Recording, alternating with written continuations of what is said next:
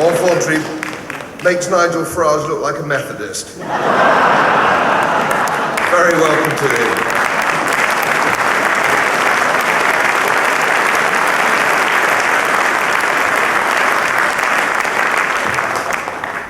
Mr. Chairman, my lords, ladies and gentlemen, it says somewhere on some running order that what I'm here to talk about today was how I came to UKIP. But I said that already at the spring conference. For those who went there, it's very simple. When I came to UKIP, I came home.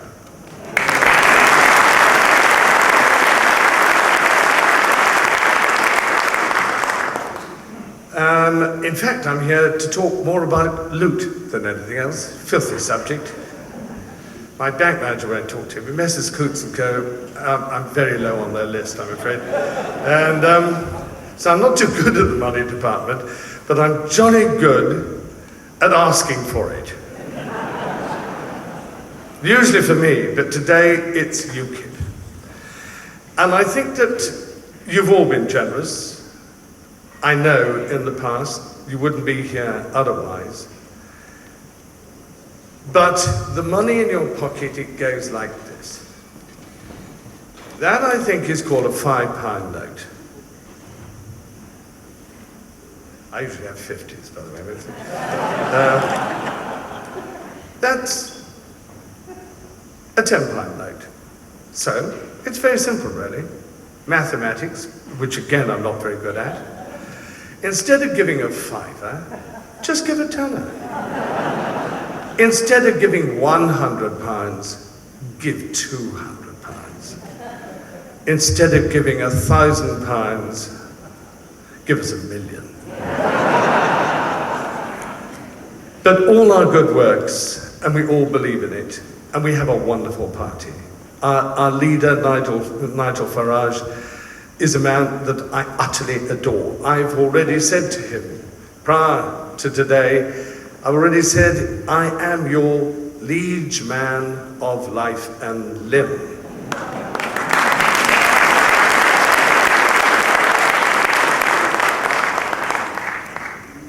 I'm also particularly fond of Annabelle Fuller, who is just brilliant on the PR front.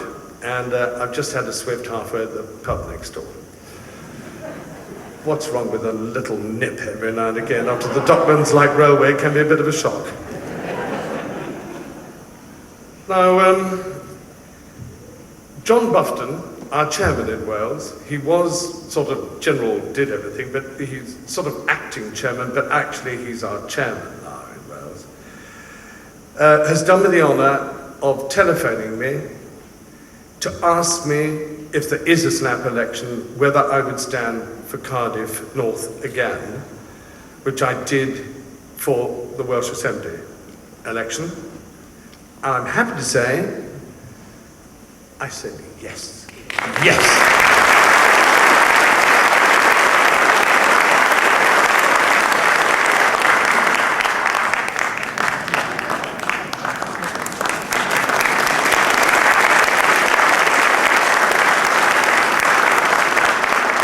As we say in Wales, we'll bloody show 'em now. Trouble is, I wish we could inject some of that spirit into our rugby team. It's not happening, I'm afraid. Anyway, over the last week or two, the Conservatives, I think, have done a wonderful job. I have to say, I think they're doing very well. Not as good as us, but they're doing a wonderful job. Ian Duncan Smith said last week, very cleverly, I don't know how he dreamt this one up, we must rebuild our country. Well, how do you rebuild your country if you don't rule it? We don't rule our own country. They do. That's wrong. It's morally wrong. When it's morally wrong is to dupe the British public again and again and again and again. They tried to dupe me. It all started, of course, that poor old Mr. Heath, Sir Edward Heath, Knight of the Garter, when he when he said, I will not take the British public into the EEC as it was then without the wholehearted consent of the people. We all took this to mean referendum, and he quite clearly meant referendum at that time. And then he took his mandate at the polls to give him mandate to first sign the Treaty of Rome and drag us into that on the 1st of January 1973. Now, we were tricked then, and we've been tricked again and again and again. What really hurts me is what these Labourites and these Tories, do they think we're all completely stupid? Do they? They appear to. They think, now, luckily, there's some people in this room who've got a brain. By being here today, you show you've got a brain. You're not going to put up with being bullied and cajoled. Now, there's that nice Mr. Cameron, who of course tries to take the wind out of our sails by a couple of days ago, and fair play, it was a good speech. You've got to say fair's fair, it was good.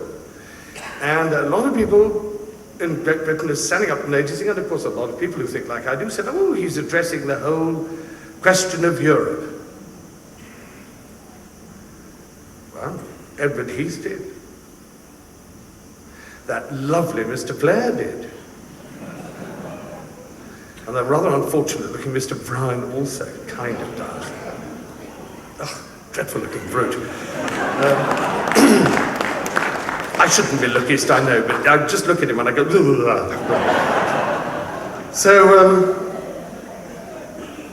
So we have problems with being lied to. And the dreadful thing is, I'm an ex-Tory. I'd love to believe a leader of the Tory party. I believed Mr. Heath in 1970. I voted for him in 1970.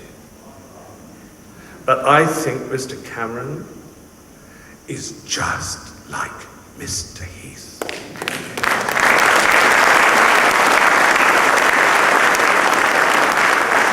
He speaks with forked tongue. It's all very nice giving us a sock here and there. If anybody proved differently, I mean, look at the old Labourites. Look at that. I mean, it's marvellous. No, we're not going to go. What is it? We are definitely not going to have a referendum. It's not the way we do it in this country.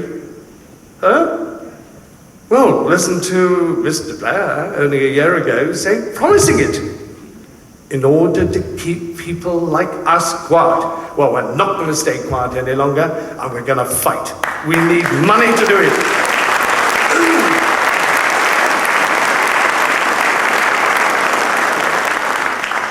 I'm not the richest man on earth, but I would rather have no money in my pocket at all and UKIP have plenty of it, because this fight is going to cost money.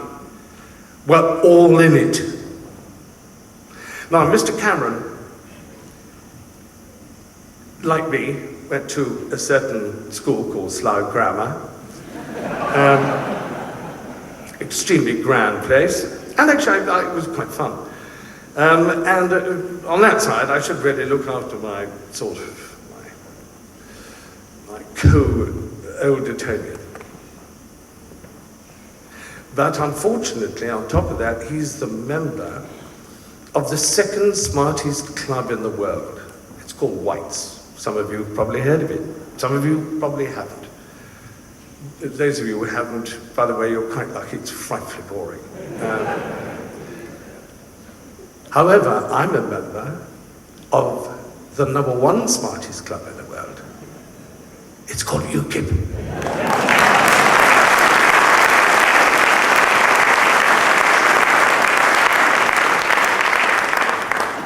Now, I'm going to leave you now with only one further word. You've heard a lot about the way that we no longer run ourselves. David, the speaker before me, I thought made a lot of very good points, ones that I feel very much, and congratulations to him. I've missed some of the speeches so far, but I'm looking forward to hearing the rest. Because we are all brothers, we kind of agree with each other, and I don't want to give you just the same old rhetoric, because we all agree with each other. But from my point of view, I think we need many more young people. We need to engage the young, and we need money to get them in there. All the young I talk to, they hate this rubbish too, just like you. But we're not getting to them, and we will, right? This is the reason why finance is vital. Not because it'll be squandered. I think it's a very frugal party in its way. The most extravagant thing they've ever done is to take me on board. I don't come cheap. In fact, some called me a slut. But I agree with them. But I love this party, and there's nothing sluttish in that. I love all of you, my brothers and sisters. We are no longer going to be bullied into taking second place. We will not be governed by a foreign power, an unelected power, or any other type of power other than ourselves. We must fight for it. It is going to cost money. There are going to be buckets by that entrance over there. Let's fill them. I'm going to assist in that, and I've already got my half-crown out. But really, seriously, we do need that money. Nothing, we need to oil the wheels that's going to make it for us. All of us must go out and make another friend. And then every time you go to a pub or social meeting of any sort, you are all recruiters for this great, great movement. Before doing my final salute to Nigel Farage and his wonderful team, my chairman in Wales, John Bufton, who is just, he works, I hate the phrase 24/7, so I won't use it, so what else can I say? Round the clock.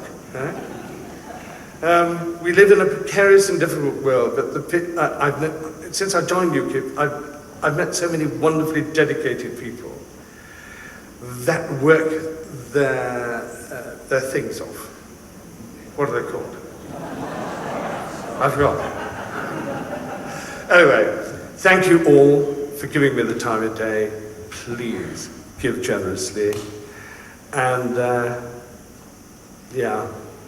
UKIP.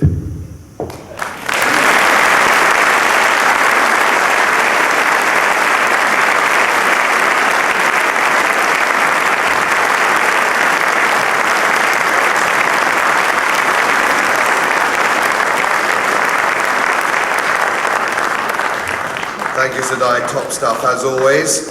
And now then, let's hope he's in the hall. Where is he? Nigel Farage. Don't need to say anything at all.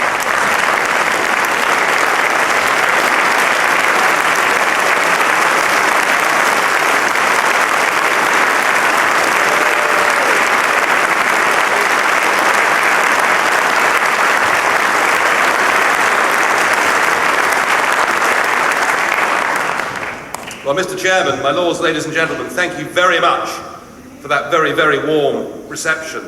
You know, I can scarcely believe that it's only 2 years ago that I was in Paris on a very damp summer's evening, and I'd gone over to see just what the French would do in their referendum on the EU Constitution. And of course, despite the fact that Chirac had mobilised all the organs of state into threatening people to say they had to vote yes, the French voted no, didn't they, to the EU Constitution. It was a wonderful evening. I got this feeling that perhaps for the first time ever, the French were going to do something to help our independence and freedom. And a few days on, the Dutch then overwhelmingly smashed, didn't they, the EU Constitution. And that should have been that, shouldn't it? That should have been the end of the whole thing. But that isn't how this European project works. What we are up against, ladies and gentlemen, is a very dangerous new phenomenon. It's a new kind of nationalism. It is called Euro-nationalism, and it will not take no for an answer, and we cannot, as David Jones said a few moments ago, attempt to appease it. There is no way we will ever reform it. There is no way we will ever change it. What we have to do, and we're the only people in Britain with the courage to stand up and say it, what we wish to do, if we want to have our own country, is we must divorce ourselves from it and get back to running our own country.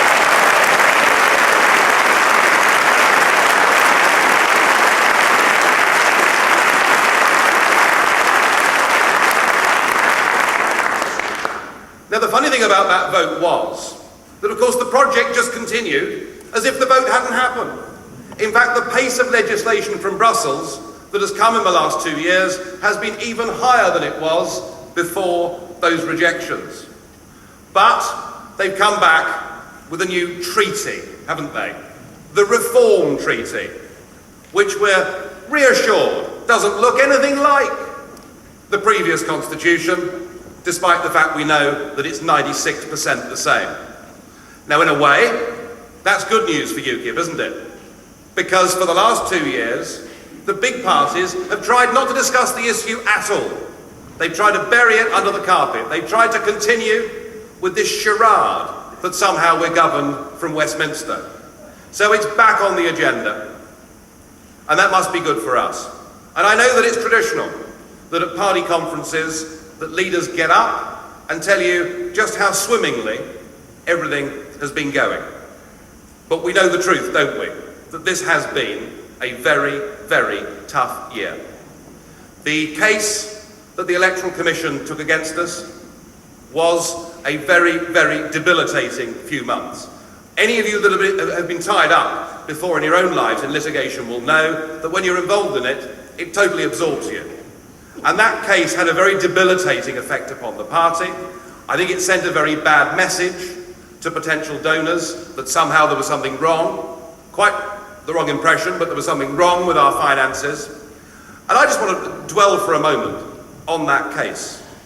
Because you know, the Electoral Commission was set up in the year 2000 to clean up British politics. I wonder how successful these people have been. Well, they've presided over the biggest cash for honour scandal that we've had since David Lloyd George's time and not lifted a finger. They've presided over a situation where the Liberal Democrats can accept £2.4 million from a defunct company in the UK, from a man who is now serving an 18-year prison sentence in Florida, and not lift a finger. And they have presided, worst of all, I think, over the last 7 years, over a situation through postal voting where voting fraud is now worse than it's ever been in modern history. That's what they've done.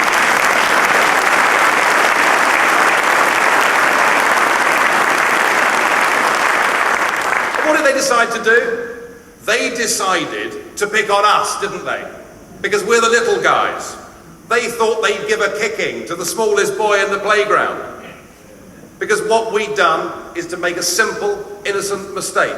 This legislation was brought in to stop foreign and anonymous donors unduly influencing British general elections. It was to stop, Colombian drugs money influencing the way the election went. Now, Mr. Bown, where are you, Mr. Bown? Are you here in the hall? Would you stand up, please?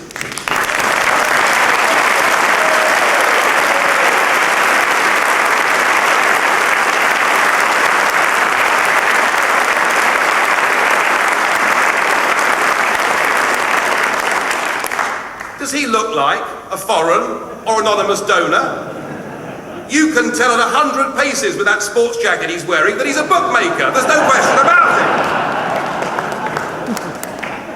Alan, we thank you for the fantastic generosity that you've given to this party over the last few years. Without you, we wouldn't be here.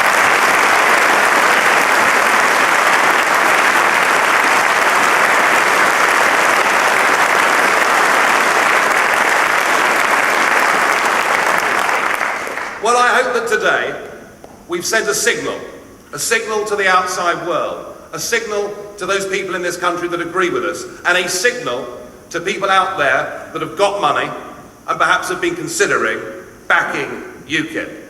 And I think that the appointment of Marta Andreasen as the treasurer of this party will leave nobody in any doubt that our finances are sound and that we're in the safest possible hands. And Marta, we welcome you on board.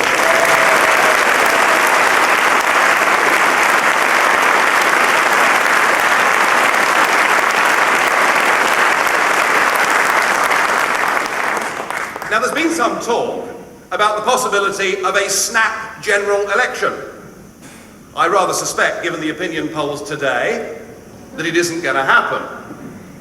But I keep being asked the question, are you ready for a snap general election? Do you know what the answer is, ladies and gentlemen? Well, I could pretend, of course, couldn't I? I could be like David Cameron. I could pretend we're ready for the election, that we have our candidates in place, which the Conservative Party most certainly don't, and quite honestly, ladies and gentlemen, nor do we. We are not ready to fight a snap general election, which is why we need as many of you today to do what Di Llewellyn has done and to tell us at the back of the room that if you're needed in a few weeks' time, that you will put your names up and you will stand for us if there is a snap general election.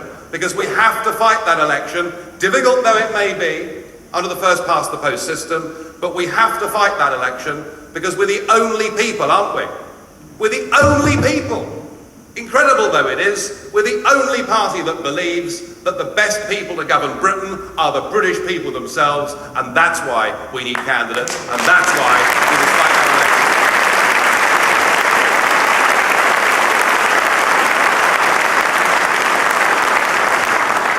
But you know, it hasn't all been bad news this year. It really hasn't. And I think that the year started wonderfully back in January with Lords Pearson and Willoughby de Brooke joining the party and giving us a presence in Westminster.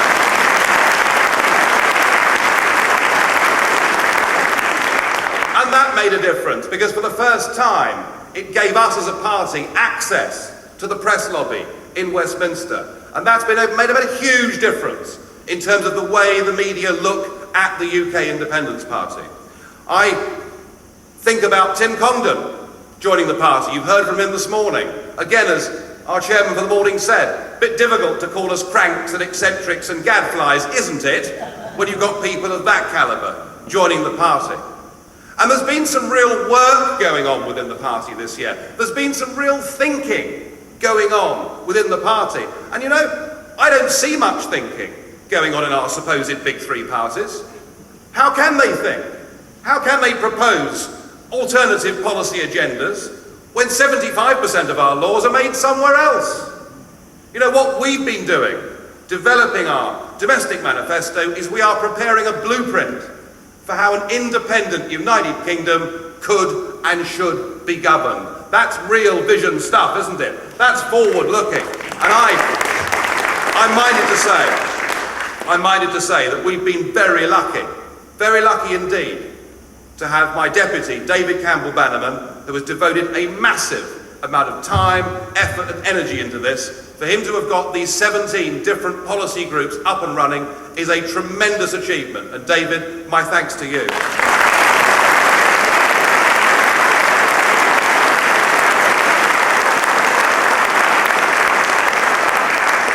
And policy does matter. And one of the policies that we need to talk about is the whole scandal, and I believe that it is a scandal, that we've suffered, particularly over the course of the last 3 years, through open borders to poor countries in Eastern Europe.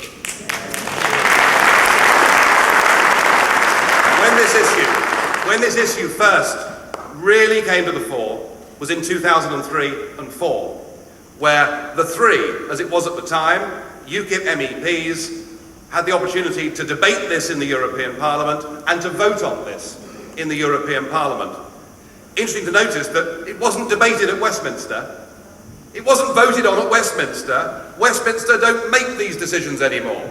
The decision to enlarge, the decision to have open borders was decided in Brussels. And I remember well at the time that we were the only 3 British MEPs that voted against enlargement of the European Union and against the free movement of peoples, and we warned that there would be a huge, huge influx of people coming into the United Kingdom.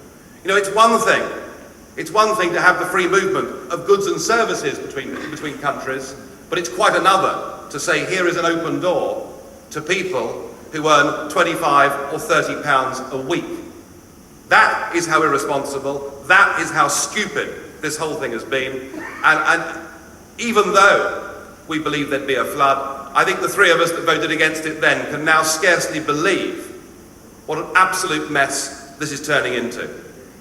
I have to commend the Chief Constable of Cambridgeshire, Judy Spence, for having the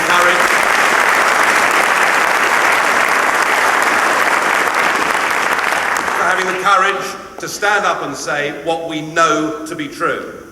That to have such a massive influx of people, many of whom can't speak a word of the language, is putting pressure on our public services, it's putting pressure on our schools, on our policing, on our hospitals. It's putting a completely unfair burden on the system. We've finished up now with a massive oversupply in the unskilled labour market. And consequently, unemployment for the first time in nearly 20 years is now rising significantly. But most worrying of all, what we're seeing is a sharp increase in social tensions between the different ethnic groups. Now, we've long been a country, haven't we? Of all the European countries, well, we're just about European, we're an island, but you know what I mean. We've long been the country that's been tolerant. We've long been the country that has easily absorbed different migrations. But the scale of what has happened over the last 3 years dwarfs anything that has ever happened in our history. And you see in the Sunday newspapers what's happening in schools in Chatham, in Kent, and it's happening in Boston, in Lincolnshire. It's happening right across the United Kingdom. And because of that, we've decided now, through our policy groups, under David Campbell-Bannerman's command, in this particular case, with some very positive and useful input from Gerard Batten, we've decided that we need to be the proponents of a new policy on immigration.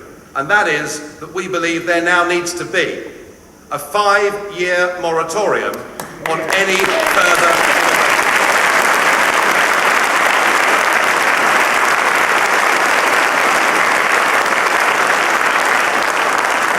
We need that time to assess who is here legally, who is here illegally.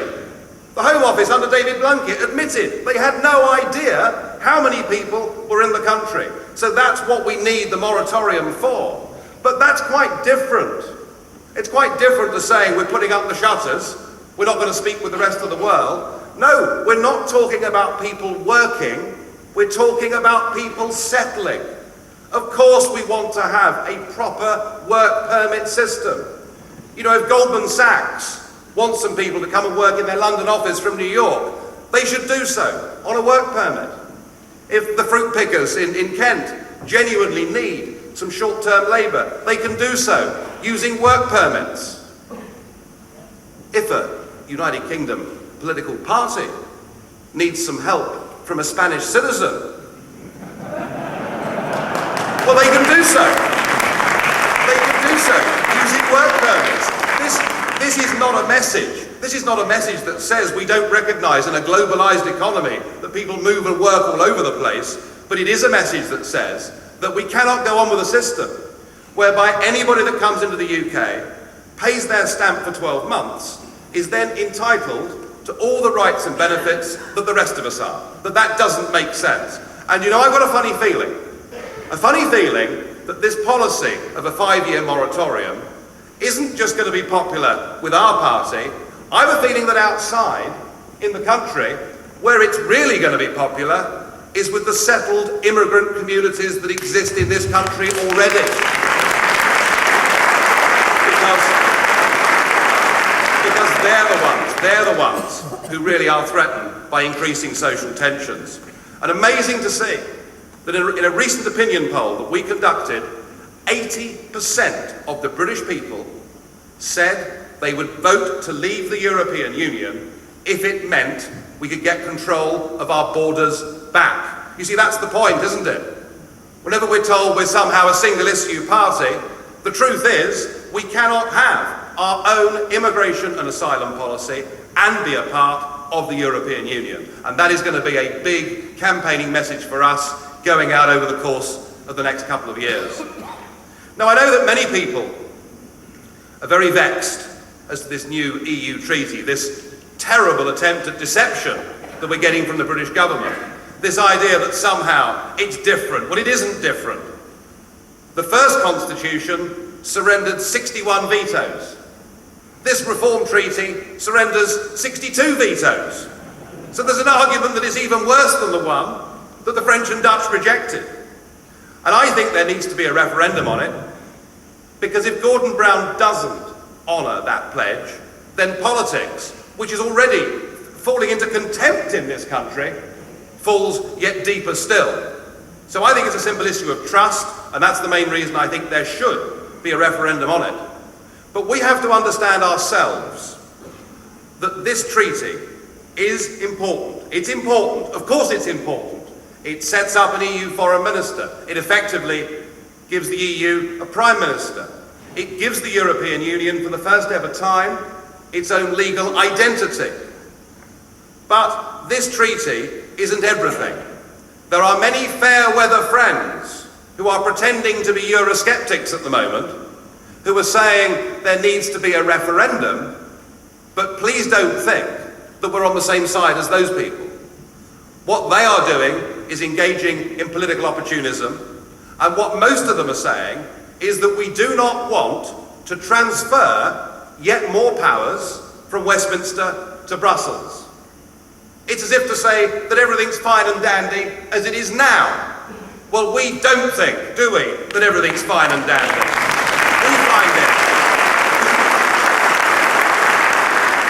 We find it unacceptable that 75% of our laws are already made somewhere else. Yes, we want to stop this treaty, but that isn't what this party is about. What this party is about is regaining independence, and this is just one battle along the way, and we must fix that firmly in our minds. Don't be taken in by those who, by calling for a referendum, are masquerading to be friends and to be on the same side as us. My experience, after 8.5 years in elected politics in that extraordinary house of horrors across the water, my experience of the political class, certainly the British political class, is that they don't have 1 ounce of moral courage between them.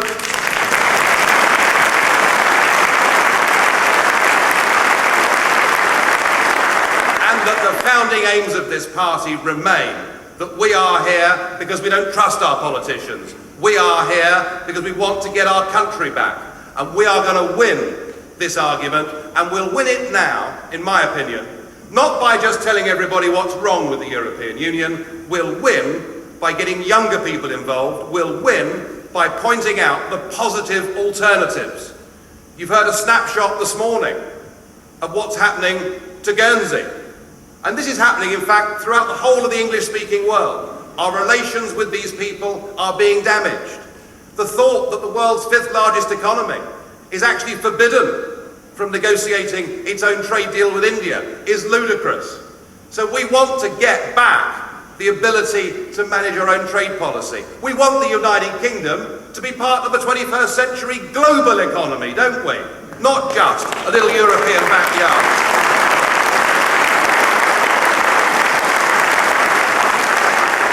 People ask, well, why is no one voting in general elections anymore? Well, that's because millions of people know it doesn't make any difference. And the whole point about regaining independence is you make voting matter again, don't you? You engage people.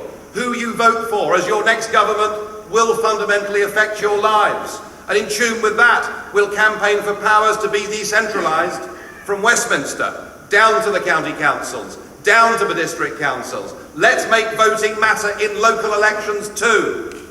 And above all, the one way that we really can beat this terrible political class is to make sure that we give people in this country the opportunity, through direct democracy, that if they feel strongly on a particular issue, they are able at local level, as those wonderful chaps from East Stoke did just a few weeks ago, right through to national level, to call referendums, so that the voice of the people can be heard, so that we cannot ever again be dragooned into something as appalling as the European Union by a political class who look the same, who sound the same, who care nothing for principle, who care little for country, who couldn't give a damn about constituents, and who are in politics as a professional career. They're in it and their goal is self-perpetuation. It's about them getting re-elected. That's all that matters to them, and that isn't what motivates us, is it? What motivates us is that we do, unashamedly, patriotically, believe in our own nation. We believe that we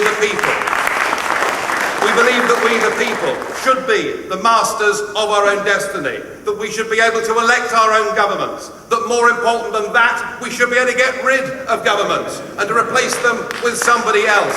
We believe in UKIP, in what we're doing, and through good times and bad times, my determination has never once faltered. I believe in this party, I believe in this cause more strongly than I've ever done before, and I believe we may be reaching a crucial stage within the course of the next couple of years, because it may well be that we do get a referendum, but we may not get a referendum on this treaty. Gordon Brown may well choose, if he's forced into giving a referendum, to giving us a referendum on whether we stay in or whether we leave the European Union. And at that moment in time, those fair weather friends that I mentioned just a few moments ago will melt away, won't they? They'll melt away. They'll all support Britain staying in, and we'll find that the only political party around whom we can group people to fight that campaign will be the UK Independence Party, who know what they stand for. And that's why this conference, after what has not been the easiest year, matters.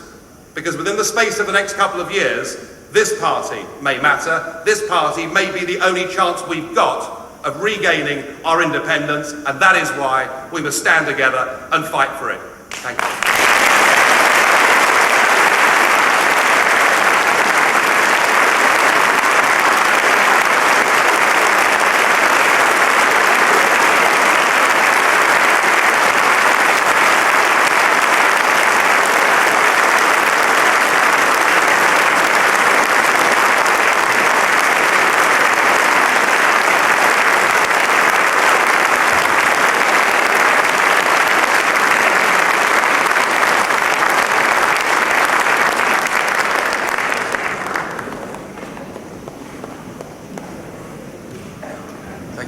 Ladies and gentlemen, that's now brought us up to the time when we can go and get something to eat. Thank you, Godfrey Bloom, for being Master of Ceremonies this morning.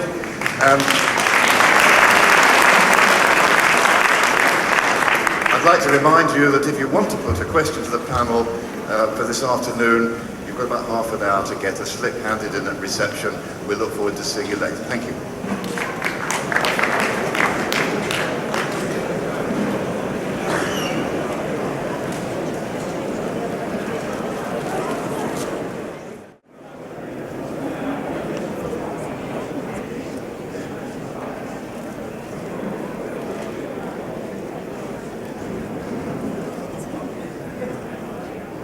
Good afternoon, ladies and gentlemen, and welcome back. The first event this afternoon is a video made by James Whale, who we hoped we would have on the programme, but he couldn't turn up at the last minute. James Whale has become quite a good friend of UKIP. As you know, Nigel Farage has been on his shows several times, and the mere fact that James would have been prepared to come to this conference, in fact, not just be prepared to come, I spoke to him myself and he was dead keen to come and speak to us, and I'm terribly sorry, but he had to be somewhere else. So instead we've made a video of James Whale's thoughts about UKIP and what he feels about our aspirations to leave the European Union. On with James Whale. Thank you.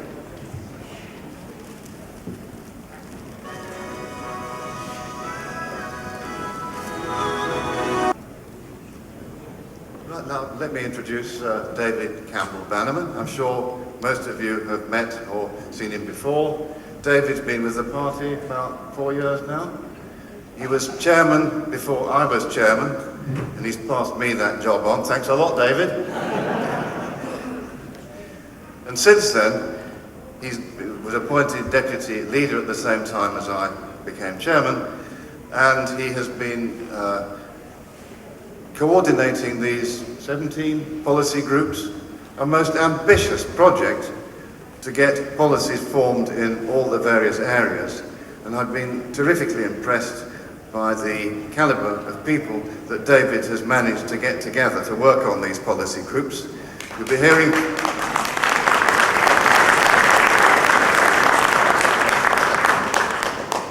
from 3 of them this afternoon, another 3 tomorrow morning. What about the other 10? Well, they're all in the pipeline, and papers are being produced, and in the next few months, the policies will be out there in the open. You're hearing about the first ones that are best developed now, and look forward to hearing what David has to say. Thank you.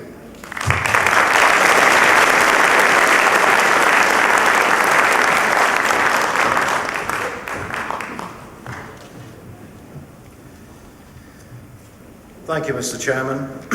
Ladies and gentlemen, Jim Naughtie got it wrong in the Today programme this week. He said the conference season was over, but he forgot about us. Britain's 4th largest party by vote, 2.7 million votes in 2004, 10 MEPs, 2 Lords, 50 councillors. Well, Jim, we're not only here, we have a lot to say.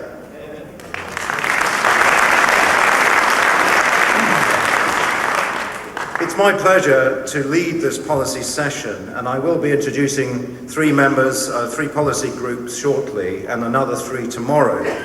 But I just want to set the scene of the policy work we've done for this party recently. Now, we followed the other 3 conferences, the other parties, and I think they're like drowning men in a sinking ship. They have to reach up for an ever-closing pocket of air, because this country is losing so much power and control to the incoming tide of the EU, they have less and less to do and say. British political parties are going down with the EU ship. And now we face an EU treaty that will take even more control away from us, take over our transport, our energy, 60 vetoes over other areas, a de facto foreign minister and EU embassies replacing British embassies. No wonder the Irish Prime Minister regards this as being 95% of the original constitution. This treaty is the end game. There won't be any more treaties, they don't need them, because it will be self-amending. And that means goodbye Britain. What a tragedy for a nation built on hundreds of years of freedoms, on democracy, of respect, the rule of law, human rights, and courage in fighting dictators. Destroyed by stealth, by the lies and deceit of appeasers, by a compliant political class.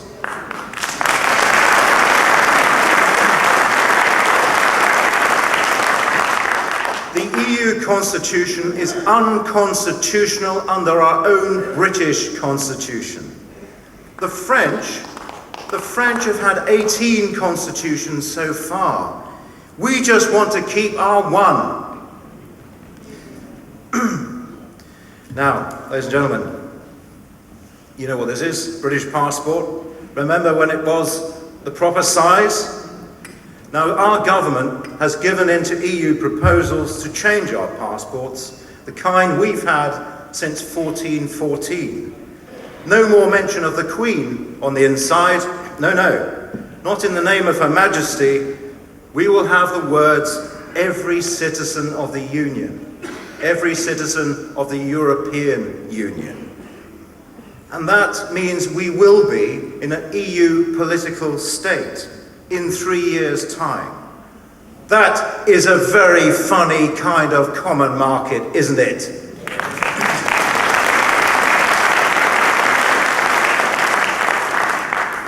Ladies and gentlemen, people often ask, is UKIP a pressure group or a political party?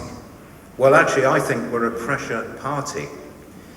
There are over 60 Eurosceptic pressure groups, but there's only one you can vote for, and that's us, UKIP. But ladies and gentlemen, to stop the destruction of our country, we must play the political game. We must appeal to voters.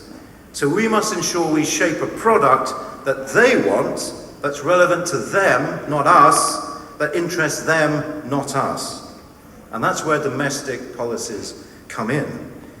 If a pollster was to ask us what policy matters most, you know the answer that we'd give: the EU. First, second, third, last.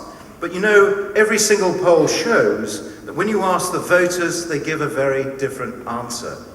Recent professional research asked voters what policies mattered to them.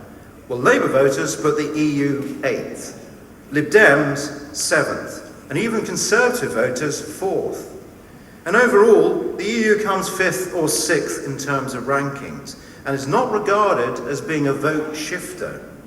What the voter wants to hear about is healthcare, crime, taxation, education, immigration. And that's why we need domestic policies, because it's what the British people want, and because it makes us relevant to their lives. Now, hidden deep in a recent Guardian ICM poll was this fact. Normally, only about 1% of Conservatives will consider voting UKIP in a general election. Now it is 5%. Doesn't sound much, but a 4% change is often the difference between winning or losing in marginal seats. And the good news is that other research shows that if we appeal to the wider electorate, then on top of the 5%, or the 8% if we push it, that's our core vote, there is potential for another 37%. With another 37% on top of that core vote, we could win. And we have such an opportunity. If we leave the European Union, we will have a wide canvas, free of the chains of Brussels bureaucracy. For how can you improve people's lives at home if you don't govern your own country? Mr. Brown says he wants controls on immigration, but has he asked permission from the EU? Not allowed. First, both Ken Livingstone and Boris Johnson now want to bring back the Routemaster bus. But did they ask permission from the EU? Not allowed. David Cameron wants to renegotiate the European Social Chapter and reinstate border controls. Not allowed. All the parties want to save post offices. You and I know they're closing post offices because of EU rules. And if you want to challenge that, it's not allowed. Well, only UKIP can get rid of the 75% of our national laws that come from the EU. Only UKIP can get rid of all the 120,000 directives and regulations that hold us back. And only UKIP can recover that £50 billion cost in terms of red tape and net contribution a year that it costs us to be a part of this racket. We could enjoy the benefits of trade, like Norway and Switzerland do, and incidentally the two richest countries per head in Europe do, without all these costs. So we say, UKIP says, in Europe, but not in the EU.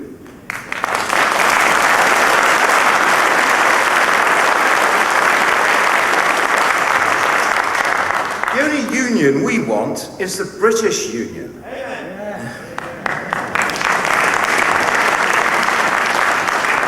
And Mr. Salmond, when the Union flag flies over Scottish buildings, so does the Scottish Psalter.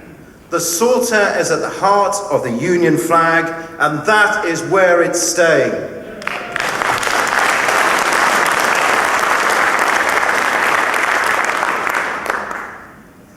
Ladies and gentlemen, we live in a crazy world, don't we? Innocent people like Rhys Jones and Magda Dasher the other day gunned down in our streets as if our streets have turned into an Al Capone's type Chicago. Community support officers standing by while a little boy drowns because of health and safety rules. Hate crime, it exists. You can read about it in 1984 in George Orwell. It was called thought crime then. Hysterical reactions to global warming, replacing bright light bulbs with those awful, dim, environmentally unfriendly, clumsy alternatives. human rights lawyers harrowing our courageous soldiers and destroying their careers, billions spent on paying people to lay about on sofas or down the pub or in the bookies. What we need is a return to common sense policies.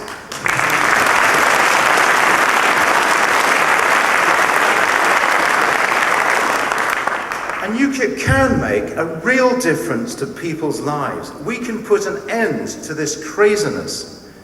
Last year, we took the decision to broaden our policy base with the 5 Right Things to Do policy initiative under Roger Napman. And as a result of appealing to a wider spectrum of people, we've attracted major figures to UKIP, people like Tim Congdon, who spoke so well this morning and will write a paper for us. And now we have a full complement of 17 policy working groups. So when John Humphreys asks if we're just a one-trick pony, as he did the other day to Nigel, we can say, no, we have a cavalry.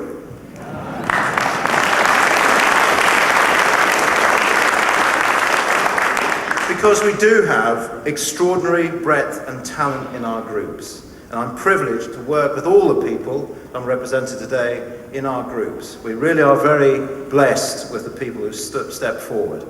We have leading academics, the Energy and the Environment Group, headed up by Professor Derek Smith, who's worked in many energy companies and engineering companies. Jobs, Enterprise and Economy is chaired by Professor Stephen Bush, who heads the Centre for Manufacturing at UMIST. We have technical experts as well, like David Lamb, who's one of Europe's foremost pensions experts. And he's assisted ably by senior accountant Mark Wadsworth on the social welfare side. And then we've got people with hands-on experience. Law and Order, Tam Large, a serving magistrate and former Conservative councillor. And Mark Warren, who has direct experience of probation and community sentencing. Housing and Planning, Mark Stroud is a housing association estate manager.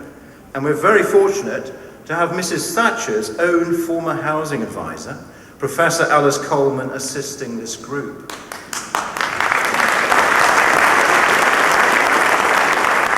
Fishing is co-chaired by Robert Gotts, who has his own trawler, and Peter Watt, former Royal Navy Coastal Protection. International Trade by Tony Stone, towards the end, who has extensive experience in transport shipping companies globally, and David Sinclair, right at the end, the former editor of the Financial Mail on Sunday and author of The Pound, a biography. Healthcare is headed by Dr. Penny Law, with support from Andrew Moncrief and healthcare practitioner Julie Langton-Smith. Education has already produced the paper and is headed up by the very successful headmistress Rachel Oxley. Agriculture by John Wiseman, who's been involved with the Farmers Association, the Commercial Farmers Union, and I'm very grateful to Lord Willoughby for his hands-on help with that group. We've recruited the former permanent secretary of the department, the Ministry of Agriculture, Fisheries and Food, not a bad start, and I would say he's a poacher turned gamekeeper, wouldn't you? And then we have Restoring Britishness, headed by Delroy Young, NEC member and also headed by UKIP Youth. Vital area, common values and identity, that's what we're about. And the How We're Governed group as well, the Constitution, is chaired by me as a former Special Advisor, Secretary for Northern Ireland. And then we have top military people as well. We actually have the former commander of the nuclear submarine fleet of this country, and a policy advisor to the Chief of the Defence Staff writing our paper with Gerard Batten. His name is Rear Admiral Richard Heaslip. And of course, Gerard Batten is a great defence spokesman for us and knew Alexander Litvinenko personally. And then finally, not finally, but we have our own hard-working MEP spokesman heading up these groups. Immigration is chaired by Gerard Batten, as Nigel said. John Whittaker did an excellent job on the flat tax paper, and he lectures in economics at Lancaster University. And then Mike Natras is our transport spokesman, and I help him on that by chairing the group. So I'd just like to say that we've worked very hard on these groups, and I'm very, very grateful for all the work that's gone into them. And I do think we're coming up with some very exciting ideas that are pretty close to what the British people really want. Now, we'll be releasing the precise detail of these policy papers. You know, if there's an election, it may go backwards now, but, you know, we'll take our time otherwise. But we will be launching the precise detail shortly. But if I just give you a flavour now, let me just touch on a few points. Firstly, UKIP will leave the political EU and trade globally and freely. We will re-embrace today's fast-growing Commonwealth and will encourage UK manufacturing. We'll actually make things again. How about that?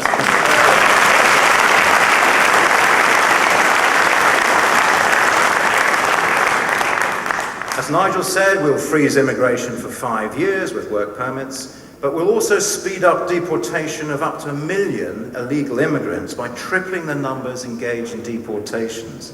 And we'll have a no home, no visa work permit to ease the housing crisis. So if you do get a work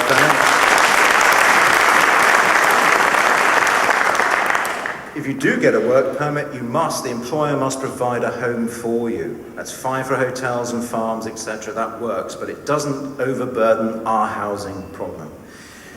We'll have a grammar school in every town. We'll restore standards of education and improve skills training. And student grants will replace student loans. So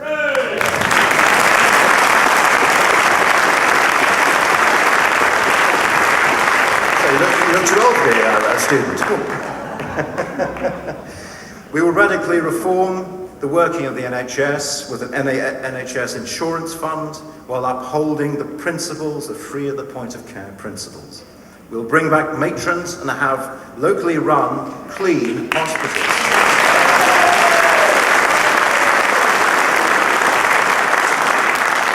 We'll give people the vote on policing priorities. We'll go back to proper beat policing and we'll scrap the Human Rights Act.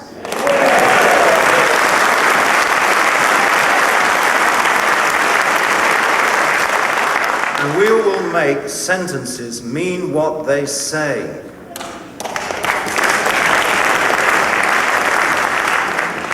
Just to finish off, we will take 4.5 million people out of tax with a simple flat tax starting at £10,000. That matters. We will scrap inheritance tax, not just fiddle with it. And we'll cut corporation taxes too. We will say no. It's a businessman here. We will say no to green taxes and to wind farms.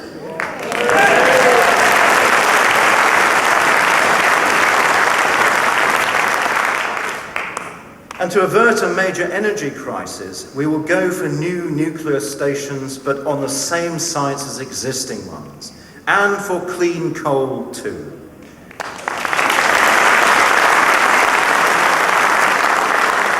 We will make welfare simpler and fairer, introduce workfare to get people back to work, and a new citizens' pension and a private pension scheme insurance to cover those people. We will support our armed forces. There's a first, isn't it?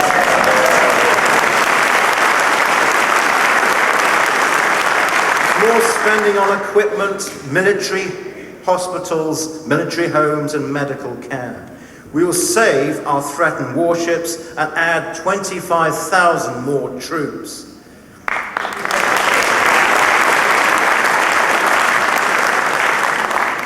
And we'll be fair to England too, with an English Parliament but only formed of English Westminster MPs in Westminster. We will actually scrap regional government and replace assembly members like MSPs with MPs. And we will promote referendums at the local and national levels.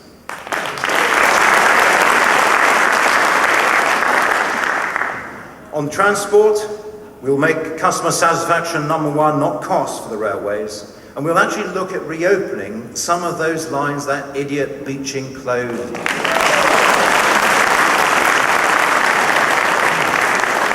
We will make foreign lorries pay for roads in Britain. They don't do it at the moment. Through a grit disc. And we'll stop persecuting motorists.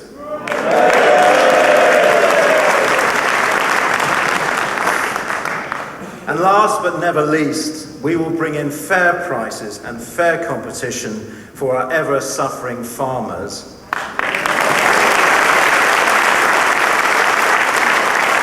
And we'll restore British traditional fishing and territorial waters.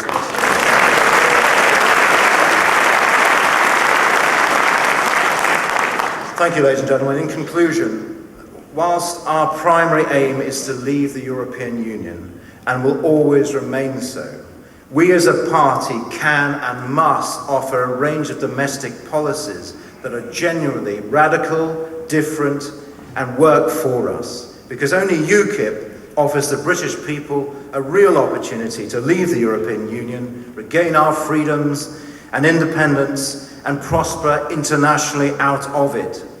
So thank you, ladies and gentlemen.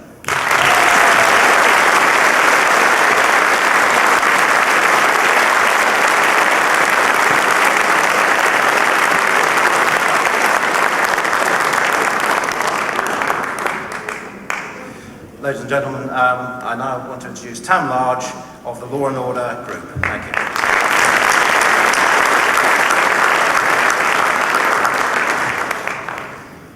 Thank you, David. There have been a lot of party conferences, haven't there, recently? We've seen the lights, the podium, and here we are in UKIP as well. Like David Cameron, there's no teleprompter. But I have to say to you, that is where the similarity ends. Here, we don't just have scribbles on the back of an envelope, like David Cameron. He doesn't need much more because it's all just comfortable words and it all just sounds good. But as David has said just now, actually, most of the things he's promised to do that people actually want him to do, apart from the things they don't want him to do. Same with Gordon Brown. Most of the things they've claimed they're going to do, they are not allowed to do.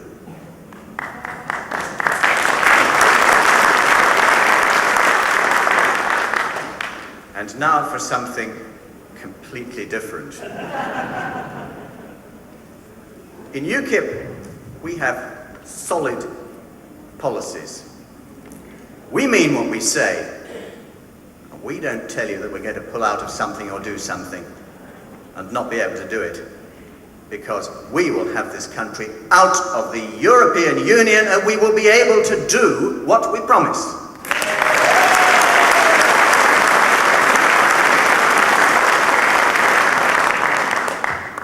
Now, I've been privileged to co-chair the Law and Order Group, and I have to say, what could be more central to any party's policy than law and order?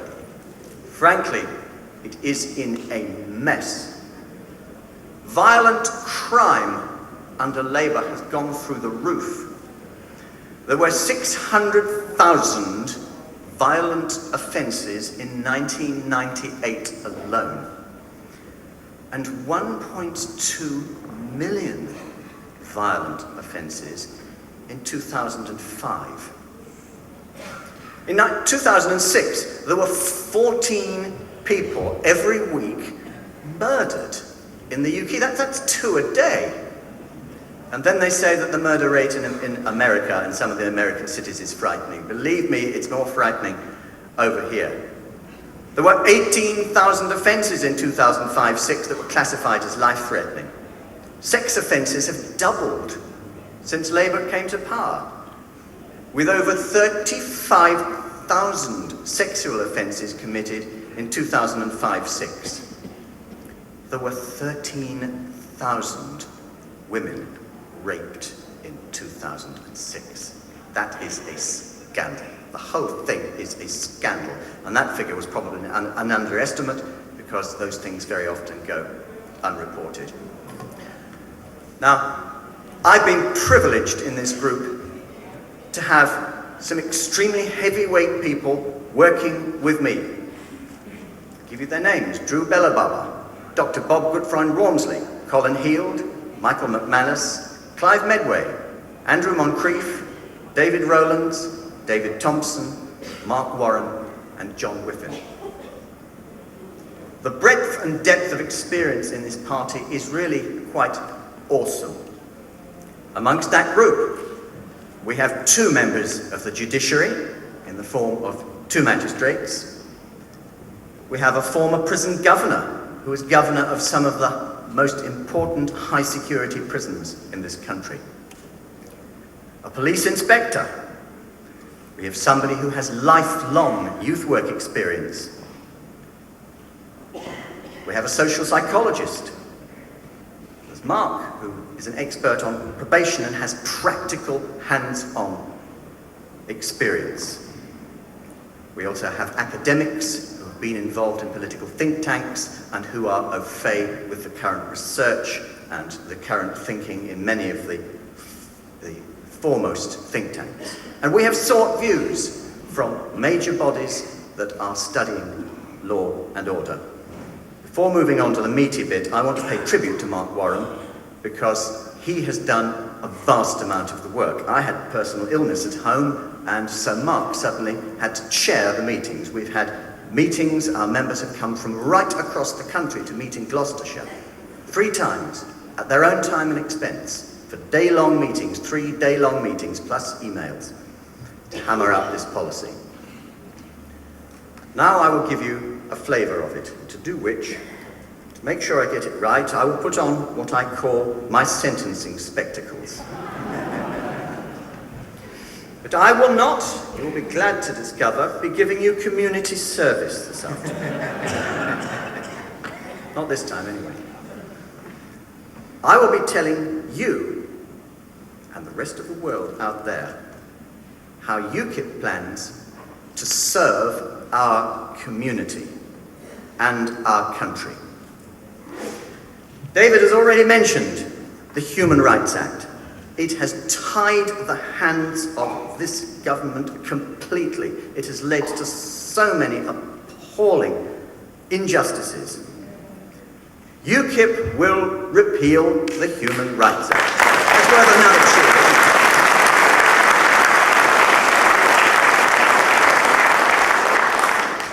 We won't just tear it up and throw away the bits. We will replace it with a Rights and Responsibilities Act.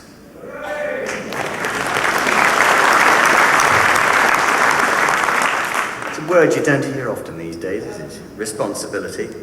That would be based on the centuries-old Anglo-Saxon common sense model of the relationship between rights and responsibilities, which must go hand in hand. On terrorism and homeland security, another key policy in these dangerous days in which we live. UKIP would deport radical imams back to countries where they are wanted for trial.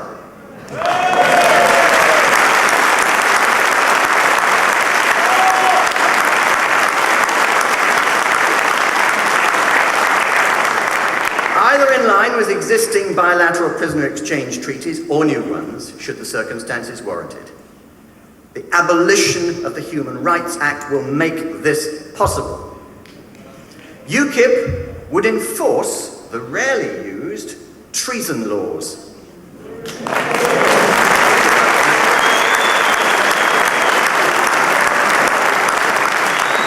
That will enable us to prosecute radicalized Muslims or anybody else, because this is not a race or a religion issue. Those who want to attack this country and our way of life, they will be brought to book.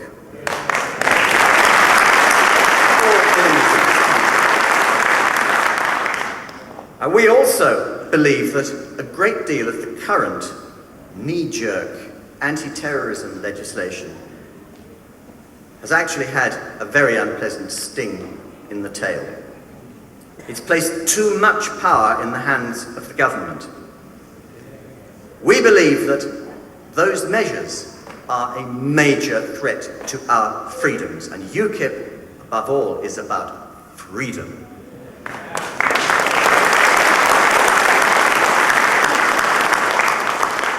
We would review all existing anti-terrorism legislation, would repeal or amend any that it felt were not in keeping with UKIP's vision of a free, open society with limited government powers. And of course, we oppose the appalling ID card scheme.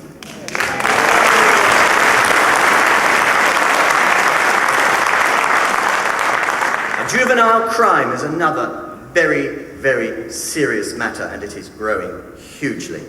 Up to 25% of young people having committed an offence in 2006.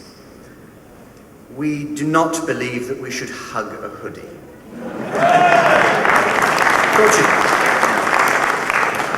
I thought you'd agree with that one. We would also abolish ASBOs. And they haven't worked. They might have worked. They're now just regarded as a badge of honour or an initiation rite. And also they're being used, in my opinion, very inappropriately by some people, which is a matter, again, of concern for freedom. But UKIP believes the lack of youth centres and proper outlets for legitimate activity is a very serious problem, which is helping to exacerbate the crime. Children need things to do. Young people need challenges. So UKIP will support the better provision of youth facilities across the board to help our young people into a different way of life. We would also give more powers to frontline police to mediate in the case of petty crimes. Perhaps a sophisticated version of the clip round the ear hole. These days it's half a day in the police station and filling in forms and criminal, heaven knows what. Let's give the police the freedom to do what they do best, which is to police and to be sensible. We would also give schools the power to enforce stricter discipline on young people, including corporal punishment, where it has local support.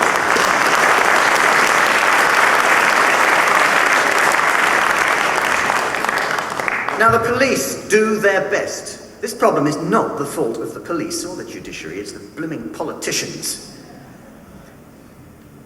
We believe that red tape should be reduced to an absolute minimum, getting rid of the repetition and the duplication, get rid of the time-wasting forms for stop and search and the bureaucracy. That will free our police to actually start looking for criminals instead of filling in forms. We oppose totally and would scrap any proposals for the police to be, surprise, surprise, regionalised.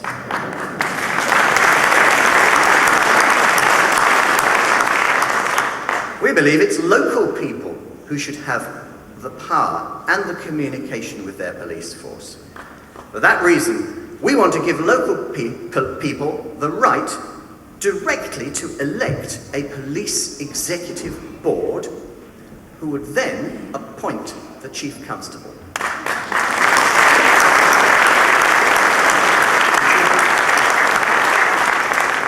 That will give local communities the input they need into how they are being policed. We believe that the local police board should set the goals for its local forces. UKIP will scrap these ridiculous central targets. We want a return to regular beat policing and the replacement of police community support officers with fully trained policemen and women.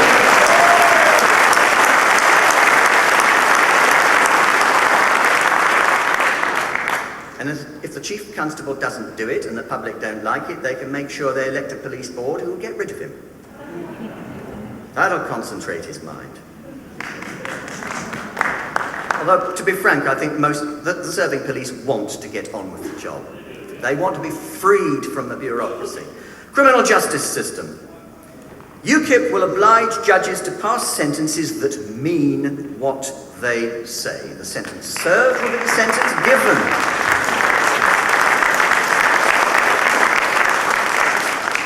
Then they'll know where they are, and the victims will know where they are as well. The criminals will not suddenly be out on the streets after a very short stretch. We call it honesty in sentencing. Yep. Ask you just to wind up now, we're a bit tight on time. Okay, let me go through the headings in that case. 3 strikes and you're out.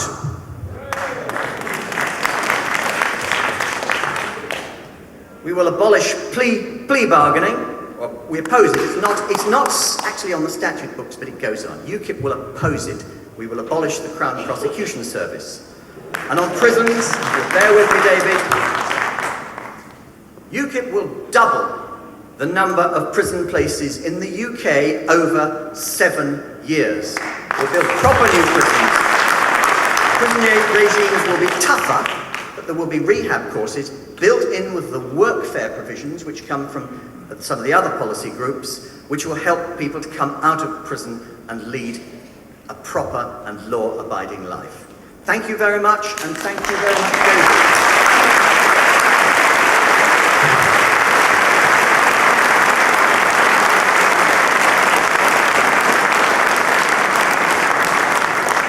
Ladies and gentlemen, the next speaker is Professor Derek Smith on energy and environment.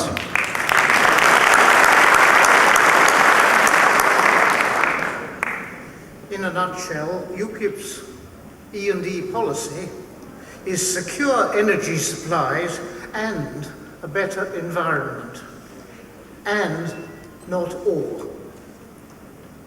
UK independence believes that we should leave our land, waterways, sea and air in good condition for future generations.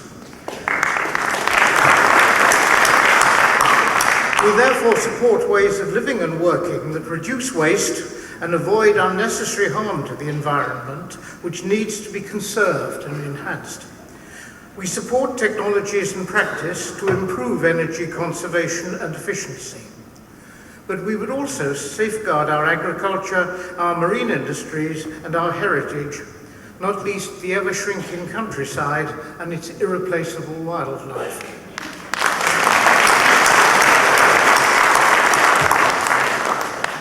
Other political parties seem to have determined their detailed policies on energy and environment on a populist hunch, and then thrashed around looking for scientific evidence to support these policies. I'm glad to say that instead, UKIP chose to assemble a panel of qualified and experienced scientists and engineers, which it has been my pleasure and privilege to chair. And our remit was simply to find the facts and to make policy recommendations based solely upon them, which have now been accepted by the leadership. We recognise that the Earth's climate is in a warming phase, which is likely to have resulted, at least in part, from pollution by carbon dioxide from the burning of fossil fuels.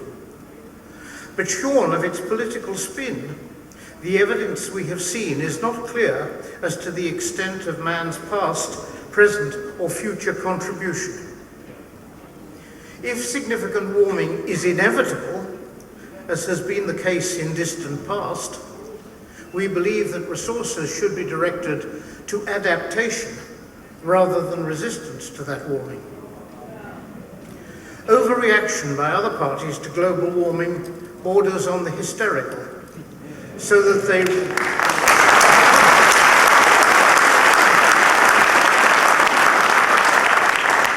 they risk damaging Britain's economy and people's way of life. In particular, as you've heard, UKIP is strongly opposed to green taxes masquerading as beneficial to the environment.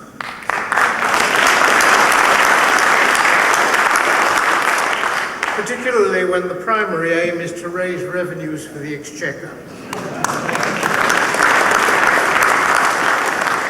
A healthy and competitive economy on which our welfare depends is needed to finance the adaptation costs which warming may entail. We think that environmental protection and enhancement and the conservation of finite resources can be achieved without putting our economy at risk.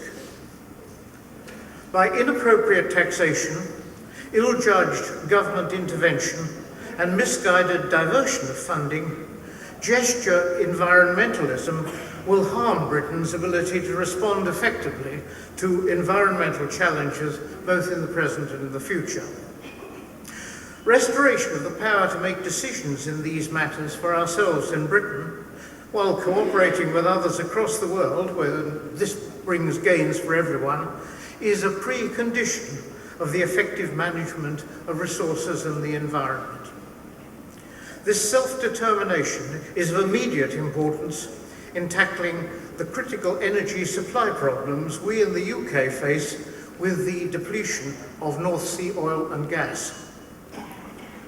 We understand and respect world interest in renewable energy sources, but despite making our strongest efforts to save energy and conserve resources, it is now clear to us that renewables cannot bridge the yawning energy gap which Britain must now contemplate. So much for the fine words and statement of the problem. Now, what would UKIP actually do? Moses had 10 commandments which he passed down to the people. My committee has only 8, but then we at the moment are a smaller population, although a growing one. The first thing we would do is concentrate on ensuring secure and affordable energy supplies to safeguard our economy. We are not happy with a situation in which Russia controls our gas supplies.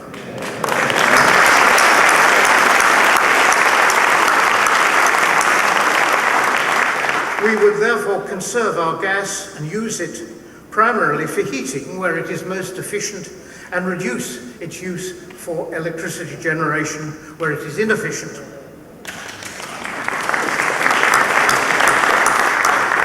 Secondly, we would increase nuclear power generation to provide up to 50% of our growing electricity needs within 15 to 20 years.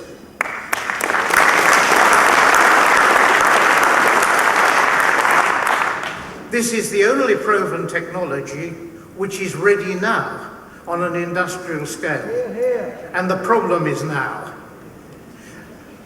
You may compare the French situation where 70% of power is generated from nuclear sources.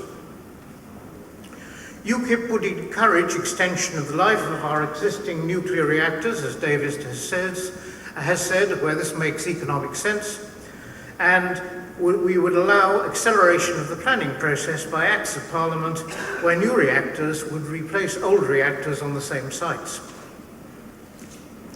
The third point is we would support the efficient extraction and use of indigenous coal using cleaner technology such as higher temperature power generation plant, and when fully proven, the trapping and storage of carbon dioxide in subsea strata, the process called sequestration or carbon capture.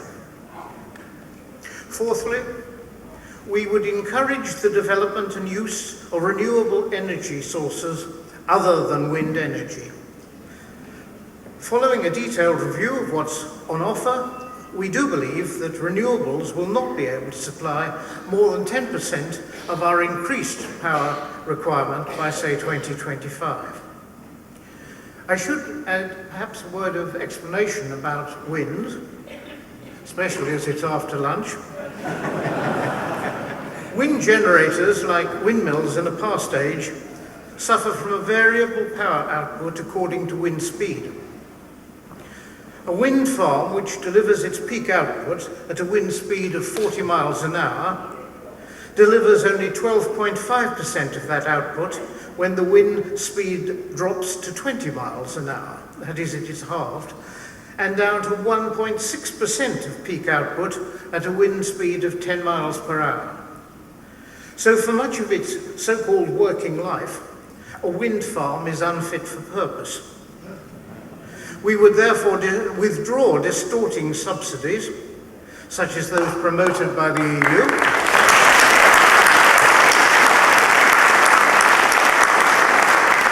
we would require any further schemes of large-scale wind generation to be funded by the market, and any large-scale wind farms to be limited to offshore only.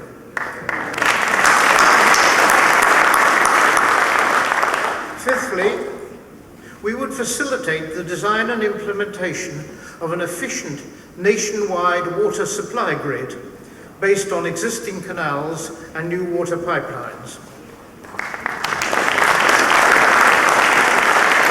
We would also review problems of drainage and the efficient disposal of wastewater, And we would need a strategic materials policy, both the sourcing and disposal of key industrial, medical and agricultural supplies. And these and other capital projects could be funded using UKIP's unique British Independence Fund, formed of £6 billion of diverted funds from the UK's net contribution to the EU.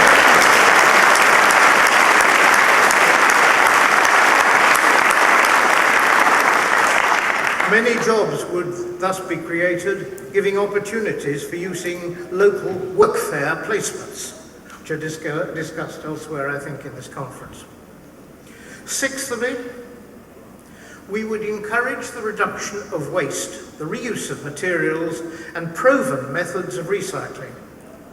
Specifically, we would introduce a litter deposit on recyclable goods to reduce litter, and/or a German-style green dot system where manufacturers have to take back goods after use for recycling or appropriate disposal.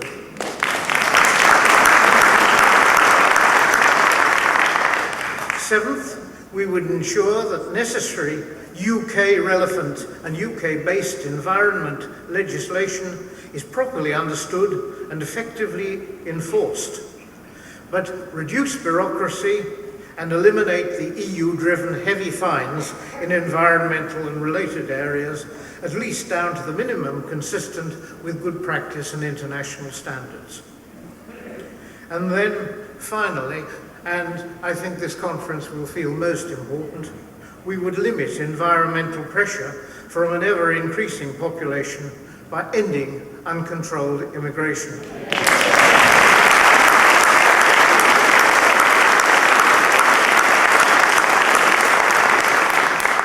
UKIP's policy is therefore secure energy supplies and a better environment. Thank you.